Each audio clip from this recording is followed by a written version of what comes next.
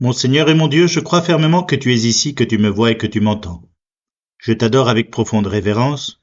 Je te demande le pardon de mes péchés et la grâce de faire avec profit ce moment de prière. Ma Mère Immaculée, Saint Joseph, mon ange gardien, intercédez pour moi. Dieu est tellement saint que l'infini donne à peine l'idée de la séparation qu'il y a entre lui et le mal.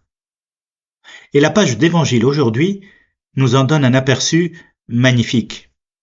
Parce que Jésus insiste de façon tellement radicale sur la nécessité de nous séparer du péché, que ça ne peut être que parce que Dieu est saint, 3 fois saint, qu'il est infiniment saint, et que dans sa sainteté, il ne peut tolérer dans sa présence de mal ni de péché.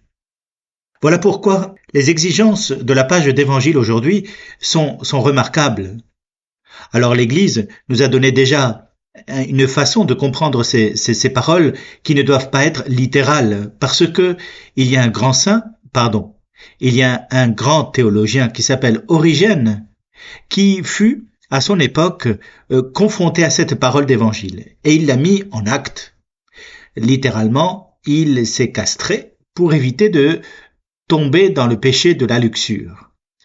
Or, l'Église ne l'a jamais canonisé, n'a jamais montré cet acte comme exemplaire. Et cela devrait nous tranquilliser de prime abord, parce que, il ne faut pas prendre cette feuille d'évangile littéralement. Par contre, il est vrai qu'il nous faut entendre la grande exigence du combat spirituel que le Seigneur Jésus nous demande de mener, et qu'il nous faut le choisir avant toute chose, avant tout plaisir, et qu'il nous faut le choisir avant tout bien terrestre et temporel, comme dit Bède le Vénérable, Saint Bède le Vénérable. Oui, il nous faut le choisir, et cela nécessite des combats particuliers, car il ne s'agit pas de dire « Seigneur, je t'ai choisi ». Non, non, il s'agit de faire sa volonté, d'obéir à ses commandements, de réaliser ce qu'il nous demande. Et c'est en réalisant ce qu'il nous demande que nous devenons chrétiens, vraiment. Je me rappelle ainsi de cet homme qui était attiré par la beauté des femmes, ce qui est bien normal, mais peut-être par excès. Et comme il avait des lunettes, il avait pris l'habitude d'enlever ses lunettes quand l'attraction devenait trop forte. Et c'est ainsi que petit à petit, il est devenu maître de son regard. La vertu, elle s'acquiert par cette répétition que nous allons faire d'actes bons pour l'amour de Dieu. Et rendez-vous compte, il ne faut pas faire des choses héroïques forcément, encore que, moi je crois qu'au tout début d'un effort, il y a parfois un acte héroïque à poser. C'est toujours le premier pas qui coûte, vous me direz. Mais le suivant aussi. Et pour autant, il nous faut prendre conscience que même un verre d'eau donné en son nom sera pris en compte lors du jugement final.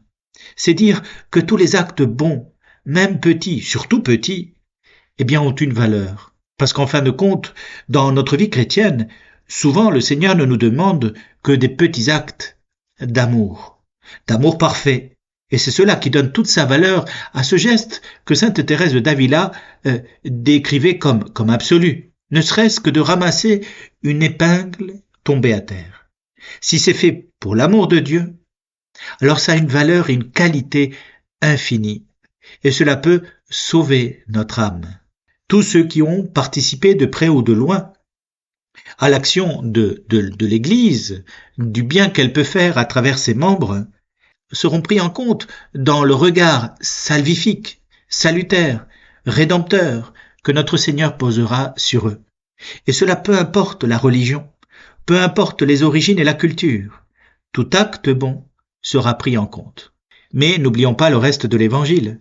Tout acte mauvais aussi seront jugés avec autant de sévérité que la distance de Dieu à l'égard du mal est grande.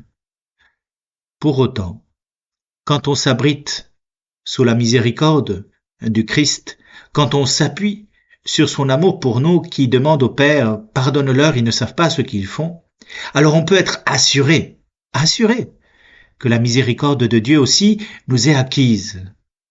Mais il nous faut prendre les deux éléments en situation. Il nous faut prendre en compte la justice et aussi la miséricorde.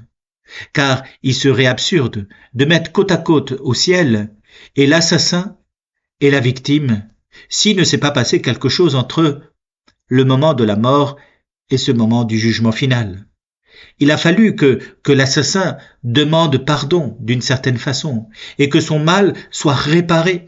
Or, c'est exactement ce qui s'accomplit dans chacune des Eucharisties lorsque nous accueillons et actualisons la valeur rédemptrice du sacrifice unique de Jésus.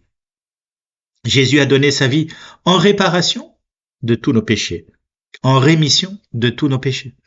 Et chaque fois que nous accueillons l'Eucharistie comme l'action de miséricorde divine, s'opère ce miracle, que le Seigneur nous ajuste à sa sainteté, alors que par nous-mêmes nous en sommes incapables.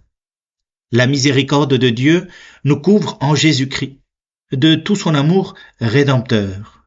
Comme dit l'Épître aux Hébreux, de son sang. Le sang de Jésus nous couvre. Et la vie de Dieu, qui vient de Jésus, nous ajuste à sa sainteté. Mais n'oublions pas qu'il nous faut poser un acte, parfois héroïque, pour suivre Jésus et l'aimer par-dessus tout, et qu'il nous faut être édifiant, c'est-à-dire donner l'exemple. Et cela, c'est très exigeant. Jésus nous dit que celui qui scandalise un de ses petits dans son chemin sur la foi, il aurait mieux valu qu'il meure emporté par une meule au fond de la mer. C'est dire la gravité de l'exigence que Jésus nous a rappelle, la gravité et l'importance que toi et moi, nous nous convertissions. Nous nous tournions vers le Christ et que nous voulions être plus justes dans tous nos actes, nos paroles, nos pensées, nos sentiments, nos émotions, notre esprit, en nous laissant inspirer par la prière, par le don de l'Esprit Saint, qui vient redresser ce qui est tordu, qui vient combler ce qui est insuffisant, et qui nous ajuste petit à petit à la sainteté infinie de Dieu. Tournons-nous avec confiance vers le Seigneur, en écoutant cette exigence. Faisons de toutes nos forces les efforts nécessaires pour être meilleurs, plus justes aujourd'hui que nous ne l'étions hier, et demain plus qu'aujourd'hui. Car finalement, l'Évangile, il dit que nous serons salés par le feu, et non pas que nous serons sucrés par le caramel. Nous ne serons pas des pommes d'amour, nous serons purifiés par le feu, comme l'or est purifié dans la fonderie, afin de tirer le meilleur de nous-mêmes, la capacité la plus divine de vivre notre humanité. Et dans ce combat, le Seigneur nous félicitera pour tous les petits actes bons que nous aurons pu accomplir. Chacun d'entre eux, vécu par amour, est extraordinaire, et il n'y en a pas un seul qui sera perdu. Par contre, rends-toi compte, chacun de nos péchés, même extraordinaires, si nous le confessons avec contrition, nous sera pardonné, comme oublié dans le cœur de Dieu. Tu ne vois pas la logique? Tu ne vois pas le calcul intéressant que nous devons faire en cherchant de toutes nos forces à réaliser le commandement du Christ? Vas-y, en avant, et moi je te suis. Je te remercie, mon Dieu, de tous les actes d'amour, les inspirations et les résolutions que tu m'as données pendant ce temps de prière. Ma Mère Immaculée, Saint Joseph, mon ange gardien, priez pour moi.